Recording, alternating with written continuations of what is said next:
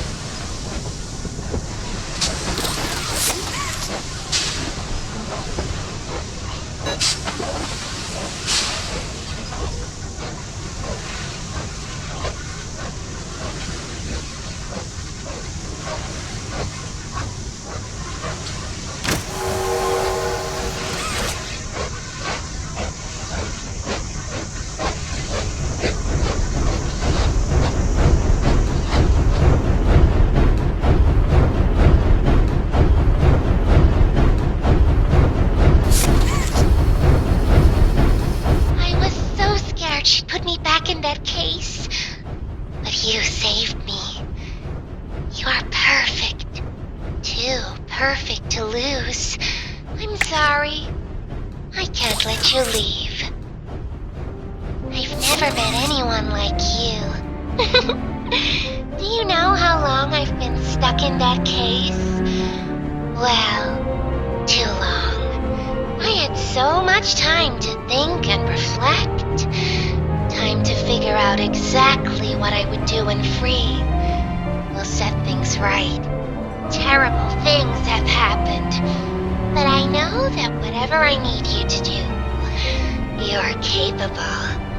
We will. What?